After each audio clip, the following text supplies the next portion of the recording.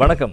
மற்றொரு மக்கள் சேவை நிகழ்ச்சியில் உங்கள் அனைவரையும் சந்திப்பதில் மகிழ்ச்சி. ஒவ்வொரு வாரமும் ஞாயிற்றுக்கிழமைகளில் மக்கள் சேவை நிகழ்ச்சியில் பல்வேறு விடயங்கள் தொடர்பாக நாங்கள் பேசிக் கொண்டிருக்கின்றோம். மக்கள் தெரிந்திருக்க வேண்டிய விடயங்கள், உங்களை அறிவுறுத்த வேண்டிய விடயங்கள் என பல முக்கியமான விடயங்கள் தொடர்பில் நாங்கள் ஒவ்வொரு வாரமும் பேசிக் கொண்டிருக்கும் நிலையில் இந்த வாரமும் அப்படியான ஒரு மிக முக்கியமான தலைப்போடு உங்களை நாங்கள் செய்திருக்கிறோம். அந்த அடிப்படையில் இந்த காலப்பகுதி என்பது கல்விக்கு அதிக முக்கியத்துவம் கொடுக்க வேண்டிய ஒரு காலப்பகுதி. அதிலும் இந்த உலகம் எதிர்பார்க்கின்ற தொழில் வாய்ப்புகளுக்கு ஏற்ற வகையிலான கல்வித்துறையினுடைய மாற்றங்களை மேற்கொள்ள வேண்டிய ஒரு காலப்பகுதியில் கல்வியின் முக்கியத்துவம் இங்கே பேசப்பட்டுக் கொண்டிருக்கிறது. எனவே அந்த விடயத்தை இலங்கையில் எவ்வாறு அமுல் செய்கிறார்கள், எனவே கல்விக் கொள்கை வகுக்கப்படுகின்ற விடயத்திலும் அதே போல பாடத்திட்டங்கள் உங்களுக்கு வழங்கப்படுகின்ற கலைத்திட்டங்களுடைய விடயங்களை கையாளுகின்ற போது அவர்கள் மேற்கொள்கின்ற செயற்பாடுகள் என பல முக்கியமான விடயங்கள் தொடர்பில் நாங்கள் பேசுவதற்கு தயாராக இருக்கிறோம். எனவே அந்த விடயங்கள் தொடர்பாக பேசுவதற்கு இன்றும் மிக முக்கியமான அதிதி ஒருவரை நிகழ்ச்சிக்கு நாங்கள் அழைத்திருக்கிறோம். அவர் வேறு யாருமல்ல, குறிப்பாக தேசிய கல்வி நிறுவனத்தினுடைய முன்னாள் பணிப்பாளர், தமிழ் பிரிவுக்கான முன்னாள் பணிப்பாளர், அதே போல தற்போதைய அச்சிடல் மற்றும் வெளியீடுகள் துறையினுடைய பணிப்பாளராக செயற்பட்டு கொண்டிருக்கின்ற வணிகத்துறை, ஆசிரியர் கல்வித்துறை சிரேஷ்ட விரிவுரையாளர் என்று பல்வேறு முகங்களை கொண்டிருக்கின்ற கலாநிதி எஸ்.கே. பிரபாகரன் அவர்களை இந்த நிகழ்ச்சிக்கு அழைத்திருக்கின்றோம். வணக்கம் சார். வணக்கம் பிரசன்னா. நாங்கள் ஆரம்பத்தில் குறிப்பிட்டது போன்று இலங்கையினுடைய இந்த காலப்பகுதியில், இலங்கையில் மாத்திரமல்ல உலகளாவிய ரீதியில் தொழில்நுட்ப கல்வி தொடர்பான விடயங்களுக்கு அதிகம் உலக நாடுகள் அதனை நோக்கி நகர்ந்து கொண்டிருக்கின்ற காலப்பகுதியில் இலங்கையில் இருக்கின்ற எங்களுடைய கல்வித்துறை சார்ந்த விடயங்கள், பாடத்திட்டங்களில் மேற்கொள்ள வேண்டிய மறுசீரமைப்புகள் உள்ளிட்ட பல விடயங்கள் தொடர்பாக இன்று கூட நாங்கள் பேச தயாராக இருக்கிறோம். இந்த துறைக்கு பொறுப்பாக இருக்கின்ற ஒரு நிறுவனமாக இருப்பது தேசிய கல்வி நிர்வாகம். எனவே அதனுடைய பணிப்பாளராக நீங்கள் செயற்பட்டு கொண்டிருக்கிறீர்கள். இந்த கல்வி நிறுவனத்தினுடைய செயற்பாடுகள் என்னவாக இருக்கிறது என்பதை நாங்கள் எங்களுடைய மக்களுக்கு சுருக்கமாக தெரிவித்து விடுவோம். நிச்சயமாக பிரசன்னா, இலங்கையினுடைய பாடசாலை கல்வி, அது பொதுக்கல்வி என்று சொல்வார்கள். அந்த பாடசாலை கல்வி அல்லது பொதுக்கல்விக்குரிய கலைத்திட்டங்களை உருவாக்குவது, ஆசிரியர்கள் அதிபர்கள் போன்ற அந்த வாண்மை விருத்தியில் ஈடுபடுவது, கல்வி தொடர்பான ஆய்வுகளில் ஈடுபடுவதென்று பிரதானமான 3 தொழிற்பாடுகளை அல்லது 3 நோக்கங்களை கொண்டதாக தேசிய கல்வி நிர்வாகம் உருவாக்கப்பட்டிருக்கின்றது. இது கல்வி அமைச்சின் கீழ் செயற்படுகின்ற ஒரு தனித்துவமான பிரதானமான முன்னணி நிறுவனமாக இருக்கின்றது. அந்த வகையிலே இங்கே பொதுவிலே இருக்கக்கூடிய ஒரு குழப்பகரமான விஷயம் என்னென்று சொன்னால், தேசிய கல்வி நிர்வாகம் காலத்துக்கு காலம் பாடத்திட்டங்களை மாற்றுகிறது, பாடத்திட்டங்களை புதிதாக அறிமுகப்படுத்துகின்றது என்று தேசிய கல்வி நிர்வாகத்தினுடைய அந்த தொழிற்பாடுகளை ஒரு எல்லைக்குள் மட்டுப்படுத்துகின்ற அல்லது அந்த விடயங்களை சரிவர தெரிந்து கொள்ளாத ஒரு தன்மை பலரிடத்தே காணப்படுகின்றது. அப்போ உண்மையில் தேசிய கல்வி நிறுவனத்தினுடைய அந்த 3 செயற்பாடுகளிலே முதலாவது பிரதானமான செயற்பாடு என்பது பாடசாலை கல்விக்குரிய அல்லது பொதுக்கல்வித்துறைக்குரிய கலைத்திட்டங்களை காலத்துக்கு காலம் அவற்றை மறுசீரமைத்து வடிவமைத்து வழங்குவதுதான் தேசிய கல்வி நிர்வாகத்தினுடைய பிரதான பணி. இங்கே கலைத்திட்டம் கரிக்குலம் என்பது வேறு, பாடத்திட்டம் சிலபஸ் என்பது வேறு. அது எல்லாரும் நாங்கள் ஒரு சிறிய வட்டத்துக்குள்ளே இருக்கிறோம் என்றால் பாடத்திட்டம்தான் மாற்றப்படுகின்றது. உண்மையில் பாடத்திட்டம் அல்ல, மாற்றப்படுவது கலைத்திட்டம். பாடசாலைகளுக்காக வழங்கப்படுவது கலைத்திட்டம். அந்த கலைத்திட்டத்துக்குள்ளே பல்வேறு விஷயங்கள் இருக்கின்றன. இந்த பாடத்திட்டம் கலைத்திட்டம் என்ன வித்தியாசம்? உண்மையில் பிரசன்னா, பாடத்திட்டம் என்பது கலைத்திட்டத்தினுடைய ஒரு பிரதான அங்கம், பிரதான பகுதி, ஒரு பகுதி மாத்திரம். பாடத்திட்டம் என்பது ஒரு குறிப்பிட்ட வகுப்பு மட்டத்திலே குறிக்கப்பட்ட நேரத்தினுள்ளே குறித்த பாடப்பரப்பிலே என்ன விஷயங்களை பிள்ளைகள் கற்றுக்கொள்ள வேண்டும் என்ற வழிப்படுத்தலை வழங்குவது. ஆனால் கலைத்திட்டம் என்பது அவ்வாறல்ல. கலைத்திட்டம் என்பது பாடசாலைக்குள்ளே நடைபெறுகிற செயற்பாடு மாத்திரமும் அல்ல. ஒரு மாணவனை நாங்கள் எவ்வாறு உருவாக்க வேண்டும், அல்லது இன்னும் சிறப்பாக சொன்னால் உருவாக்குவது என்பதை விட ஒரு மாணவன், அதுவும் ஒரு குறித்த எதிர்காலத்திலே இருக்கக்கூடிய நிலைமைகளுக்கு பொருத்தமான ஒரு மாணவனை நாங்கள் உருவாக்குவதற்கு அந்த மாணவனுக்கு அறிவை மாத்திரமல்ல, அது தொடர்பான திறன்கள், மனப்பாங்குகள், ஒழுக்க விழுமியங்கள் உட்பட சகல விடயங்களும் பாடசாலைக்குள்ளேயும் பாடசாலைக்கு வெளியிலும் வழங்குவதற்கும் அவற்றுக்கான பொருத்தமான அனுபவங்களை வழங்குவதற்குமான ஒரு பரந்த விடயமாகத்தான் கலைத்திட்டம் இருக்கின்றது.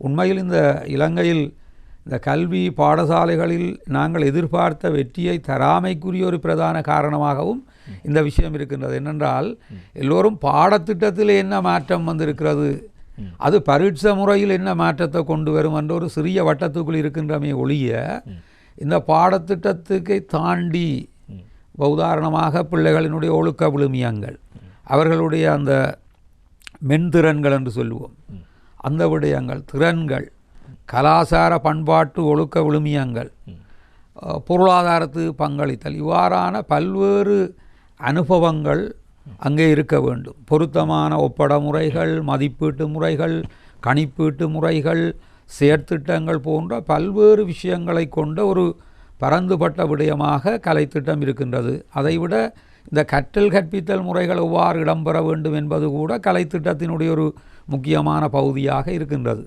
எனவே இந்த கல்வியுடன் தொடர்படுகின்ற ஒவ்வொருவரும் காலத்துக்கு காலம் தேசிய கல்வி நிர்வாகம் பாடத்திட்டத்திற்கு அப்பால் இந்த கலைத்திட்டத்திலே என்னென்ன விடயங்களில் எவ்விதமான மாற்றங்களை ஏற்படுத்த எதிர்பார்க்கின்றது என்பதை புரிந்து கொள்ள வேண்டும். எனவே இரண்டும் வேறான விடயங்கள். ஆமாம், இப்போது நாங்கள் எங்களுக்கு நேரடியாக தாக்கம் செலுத்துகின்ற விடயங்களை தான் அப்படி மக்கள் கூறுகிறார்கள். கல்வி நிர்வாகம் பாடத்திட்டங்களில் மாற்றங்களை ஏற்படுத்துகிறது, அது எந்த அளவு சாதகமான தொடர்பான விடயங்களை பேசுகிறார்கள். நீங்கள் பேசுகின்ற போது இன்னும் ஒரு விடயத்தை குறிப்பிட்டீர்கள். இந்த கல்வி என்பதன் கருப்பொருள் அல்லது எண்ணக்கரு என்பது காலத்துக்கு காலம் மாறிக்கொண்டிருக்கிறது. ஆரம்ப காலத்தில் இருந்த விடயத்தை விட இப்போது இருக்கின்ற ஒவ்வொரு காலகட்டத்திலும் கல்வியினுடைய கருப்பொருள் எண்ணக்கரு மாறி மாறிக்கொண்டிருக்கிறது. இப்போது இலங்கையை பொறுத்த மட்டில் அல்லது உலக மட்டத்தில் இந்த கல்வி என்பதன் எண்ணக்கரு, அதனுடைய பொருள் எவ்வாறு இருக்கிறது? கல்வி தொடர்பான வரைவிலக்கணங்களை பற்றி நாங்கள் ஆய்வு செய்கின்ற பொழுது காலத்துக்கு காலம் இந்த கல்வி தொடர்பாக வரைவிலக்கணங்கள் புதுப்பிக்கப்பட்டு கொண்டே வருகின்றன. ஒரு காலத்தில் கல்வி என்பது அறிவை தேடுகின்ற முயற்சியாகத்தான் இருந்தது.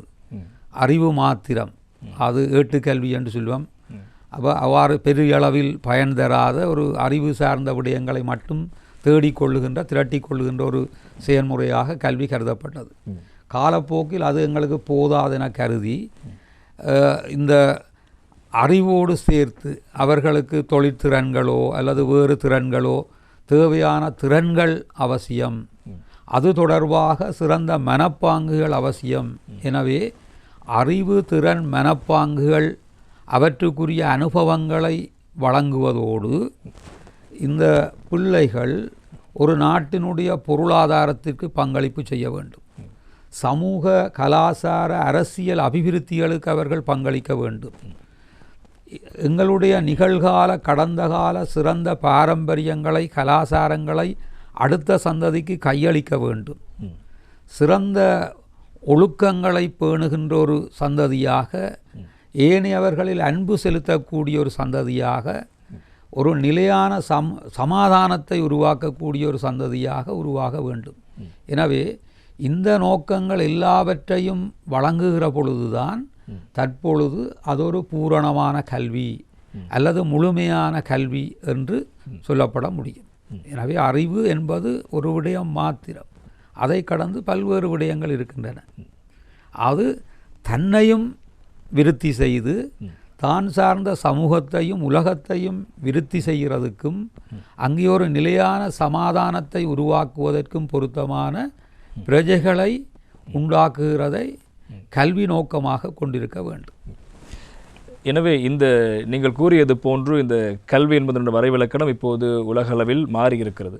அதற்கு ஏற்றவாறான கலை திட்டங்களை உருவாக்க வேண்டும். இலங்கையிலும் அத்துறமான வேலை திட்டங்கள் கடந்த காலங்களில் முன்னெடுக்கப்பட்டு வருகிறது. எங்களுக்கு இருக்கின்ற முக்கியமான கேள்வி என்னவென்றால், இந்த இலங்கையில் இந்த கலைத்திட்ட மாற்றங்கள் எவ்வாறு மேற்கொள்ளப்படுகிறது, எதனை அடிப்படையாக கொண்டு அல்லது எதனை முன்மாதிரியாக கொண்டு இந்த வேலை திட்டங்களை நீங்கள் முன்னெடுக்கிறீர்கள்? நிச்சயமாக இப்போ நாங்கள் உள்நாடு அல்லது உலகளாவிய ரீதியில் பார்க்கின்ற பொழுது புதிய விஞ்ஞான தொழில்நுட்ப கண்டுபிடிப்புகள், அறிவினுடைய பரவலாக்கம் போன்ற பல்வேறு காரணிகளினாலே எங்களுடைய பிரச்சனைகள் தேவைகள், பிரச்சனைகளுக்கான தீர்வுகள் எல்லாமே மாற்றமடைந்து கொண்டு வருகின்றன. இந்த உலகம் சுருங்கி இருக்கின்றது. உலகமயமாதலின் காரணமாக உலகம் சுருங்கி இருக்கின்றது. உலகத்திலே இருக்கக்கூடிய மனிதர்களுக்கு இடையிலான தொடர்புகள் விரிவடைந்திருக்கின்றன. இவற்றுக்கு ஏற்ப நாங்கள் கலைத்திட்டங்களை மாற்ற வேண்டும். பாடங்களை, அந்த பாடங்களினுடைய உள்ளடக்கங்களை, அவற்றை கற்கின்ற முறைகளை எல்லாம் நாங்கள் மாற்ற வேண்டும். எனவே இற்றைப்படுத்தல் என்பது கலைத்திட்டத்திலும் அவசியமானது. அது பாடம் சார்ந்த இற்றைப்படுத்தலாக இருக்கலாம், கற்றல் கற்பித்தல் சார்ந்த இற்றைப்படுத்தலாக இருக்கலாம், கணிப்பீடுகள் மதிப்பீடுகள் சார்ந்த இற்றைப்படுத்தலாக இருக்கலாம், பாடசாலை செயற்திட்டங்கள் தொடர்பான இற்றைப்படுத்தல்களாக இருக்கலாம், வன்திறன் என்று நாங்கள் சொல்வது பாட ரீதியான திறன்கள், அதைவிட மென்திறன்கள், அதான் மிக முக்கியமானது தொடர்பாடலுக்கு, நல்ல சமூக தொடர்பாடலுக்கு. எனவே இவற்றையெல்லாம் நாங்கள் இற்றைப்படுத்த வேண்டியிருக்கின்றது. இரண்டு விதமாக. ஒன்று, அவர் தன்னுடைய பிரதேசம், தன்னுடைய நாடு, அதை கடந்து உலகளாவிய ரீதியிலே எல்லோரோடும் சேர்ந்து இயங்கக்கூடியவராக, எல்லோரோடும் தொடர்பாடல் செய்யக்கூடியவராக, அபிவிருத்திகளுக்கு பங்களிக்கக்கூடியவராக, ஆற்றல்களை பெருக்கக்கூடியவர்களாக, தொழில்களை தாங்கள் ஈடுபடுவதோடு வேறு புதிய தொழில்களை உருவாக்கக்கூடியவர்களாக எல்லாம் இந்த பிள்ளைகள் உருவாக்கப்பட வேண்டும். அவர்களுடைய பரிணாமங்கள் மாற வேண்டும். எனவே கலைத்திட்டத்தை நாங்கள் காலத்திற்காலம் மாற்ற வேண்டி இருக்கின்றது. ஏற்கனவே 1962, 1972, 1986, 2008, அதன் பிற்பாடு 2011, 12கள், பிறகு 2015கள், தற்பொழுது 2020 இவ்வாறு காலத்துக்கு காலம் இந்த கலைத்திட்ட மறுசீரமைப்புகள் தொடராக நடந்து கொண்டு இருக்கின்றன. தேசிய கல்வி ஆணைக்குழு என்பது கல்வியை நெறிப்படுத்துகிற அல்லது அதற்கு தேவையான ஆலோசனைகளை வழங்குவதில் ஒரு முக்கியமான அமைப்பு. கல்வி ஆணைக்குழு, தேசிய கல்வி ஆணைக்குழு என்பது. எனவே அந்த தேசிய கல்வி ஆணைக்குழுவினுடைய சிபார்சின்படி இந்த கலைத்திட்டங்கள் 8 வருடங்களுக்கு ஒரு முறை தேசிய கல்வி நிர்வாகத்தினாலே அது இற்றைப்படுத்தப்பட வேண்டும் அல்லது மறுசீரமைக்கப்பட வேண்டும். அப்போ அந்த வகையிலே அண்மை காலங்களில் பார்ப்பீர்களாக இருந்தால் 2007, 2015, தற்பொழுது 2023. எனவே அந்த 8 வருட இடைவெளிகளில் புதிய கலைத்திட்டங்களை மறுசீரமைத்து நடைமுறைப்படுத்துவதற்கான வேலைப்பாடுகள் அவ்வாறு தான் நடைபெறுகின்றன. ஆனால் ஓரிரு வருடங்களுக்கு முன்னர் அதற்கான அந்த பணிகள் ஆரம்பமாகும். அவை நடைமுறைப்படுத்தப்படுவதற்கு முன்னர் 2023 இருந்தால் அது தொடர்பான அந்த பணிகள், மறுசீரமைப்பு பணிகள் 2020 ஆரம்பமாகிவிட்டன. எனவே இன்று வரையும் உள்ளது 8 வருடங்களுக்கு ஒரு முறை மாற்றுவது என்பது. அங்கே 8 வருடம் என்று கூறுவதற்கு எதுவும் ஸ்பெசிஃபிக்கான காரணம் ஓரளவு என்று சொன்னால் ஒரு மிக குறுகிய காலத்தில் நாங்கள் எதிர்பார்த்த விளைவுகளை அடைந்து கொள்ள முடியாது. கல்வியில் இது ஒரு சிறிய கால விவசாய பயிர் ஒன்று அல்ல, ஒரு காலம் தேவை, ஒரு காலம் ஒன்று தேவை. 8 வருடம் அது அதைவிட மிக நீளமான காலம், ஒரு தசாப்தம் அப்படி என்று நாங்கள் போக முடியாது. அதுக்கிடையில் உலகத்திலே மாற்றங்கள் பலது வேகமாக நடந்துவிடும். எனவே அதைவிட காலம் பிற்தாழ்த்தவும் முடியாது. அந்த காலத்தை சுருக்குகின்ற பொழுது நாங்கள் எதிர்பார்க்கிற அந்த விஷயத்தை நடைமுறைப்படுத்தி அதனுடைய சாதக பாதங்களை ஆய்வு செய்வதற்கு காலம் போதுமானதாக இருக்காது. எனவே அவர்கள் பொதுவிலே ஒரு 8 வருடம் என்கின்ற ஒரு அளவை தீர்மானித்து இருக்கின்றார்கள். இன்று வரையும் அதன்படி தான் அந்த மாற்றங்கள், மறுசீரமைப்புகள் நடந்து கொண்டு இருக்கின்றன. இங்கே மறுசீரமைப்பு அல்லது மாற்றம் என்பது சில வேளைகளில் இந்த பாடத்திட்டமாக இருந்தால் அதில் காலாவதியான அல்லது தற்காலத்துக்கு அல்லது எதிர்காலத்துக்கு பொருத்தமில்லாத விஷயங்களை நாங்கள் அதை நீக்க வேண்டியிருக்கும். சில விடயங்களை நாங்கள் குறைத்து கொள்ள வேண்டியிருக்கும்.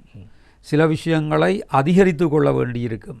உதாரணமாக விஞ்ஞானம், தொழில்நுட்பம் சம்பந்தமான அந்த விஷயங்களை அதிகரித்து கொள்ள வேண்டியிருக்கும். சில விஷயங்களை நாங்கள் புதிதாக அறிமுகப்படுத்த வேண்டியிருக்கும். புதிய சவால்கள் எங்களுக்கு வருகின்ற பொழுது, உதாரணமாக இந்த பாருங்கள், அண்மை காலங்களில் இருக்கக்கூடிய இந்த கொரோனா அப்படியான அந்த தொற்று நோய்கள், அவ்வாறான நோய்கள், வேறு பொருளாதாரம் சார்ந்து வரக்கூடிய சில நெருக்கடிகள், தொழில்நுட்பத்துறையிலே சில வேளைகளில் ஏற்படக்கூடிய எதிர்பாராத பின்னடைவுகள். அப்போ எனவே இவற்றுக்கெல்லாம் நாங்கள் அவற்றை கருத்தில் கொண்டு சில புதிய விஷயங்களை அங்கே சேர்க்க வேண்டியிருக்கும். அதே போல் இப்போ சுனாமி அவ்வாறான இயற்கை அனர்த்தங்கள் அவற்றெல்லாம் நாங்கள் அவை ஏற்படும் வரை காத்து கொண்டிருக்காமல் முன்கூட்டிய அவற்றை தீர்மானம் செய்து அவை சம்பந்தமான விழிப்புணர்வுகளை பாடங்களினூடாக பிள்ளைகளிடத்தை கொண்டு செல்ல வேண்டும். எனவே இவ்வாறான நீக்குறது, குறைப்பது, அதிகரிப்பது, புதிதாக சேர்ப்பது அவை பல்வேறு ஆய்வுகளுக்கூடாகவும் ஒவ்வொரு நாடுகளில் இடம்பெற்றிருக்கக்கூடிய அனுபவங்கள், பாடசாலை அனுபவங்கள், இந்த கலைத்திட்ட அபிவிருத்தி அனுபவங்கள் போன்றவற்றை உள்வாங்கி அவை செய்யப்பட வேண்டும். அவை எந்தளவு தூரம் திருத்தமாக அர்ப்பணிப்போடு செய்யப்படுகின்றன, அவற்றை செய்வதற்கான காலங்கள், நிதிகள் எந்தளவுக்கு போதுமானவையாக இருக்கின்றன என்று பல்வேறு விஷயங்கள் இவற்றை மறுசீரமைப்பதில் தாக்கம் செலுத்த முடியும். நீங்கள் கூறியது போன்று உலகளவில் ஏற்படுகின்ற மாற்றங்கள், சடனாக ஏற்படுகின்ற திருப்பங்கள், இந்த விடயங்களை அடிப்படையாக வைத்து பாடத்திட்டங்களில் மறுசீரமை மேற்கொள்ளப்படுகிறது. எங்களுடைய அரசியலமைப்பு எடுத்தால் அது பிரித்தானியாவை முறைப்படுத்திய ஒரு அரசியலமைப்பாக இருக்கிறது. கல்வி திட்டம் ஏதாவது ஒன்றை அடிப்படையாக வைத்தா உருவாக்கப்பட்டது அல்லது இலங்கைக்கென்றே தனியாகவே அது இயங்கிக் கொண்டிருக்கிறதா? உண்மையில் நாங்கள் இங்கே உலக அனுபவங்களையும் உள்நாட்டு அனுபவங்களையும் உள்வாங்கித்தான் இந்த மறுசீரமைப்பு நடைபெற வேண்டும். அவ்வாறெனில் தான் அது பொருத்தமாக இருக்கும்.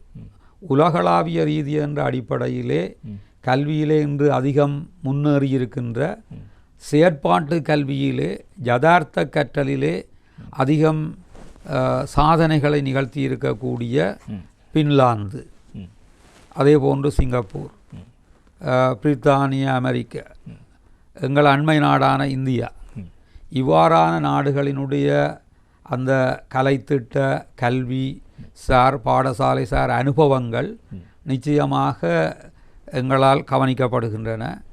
அவற்றிலே இருக்கக்கூடிய சிறந்த விஷயங்கள் இங்கே உள்ளீர்க்கப்படுகின்றன. ஏனென்றால் நாங்கள் உலகத்தோடையும் ஒன்றித்தான் நாங்கள் வாழ வேண்டும்.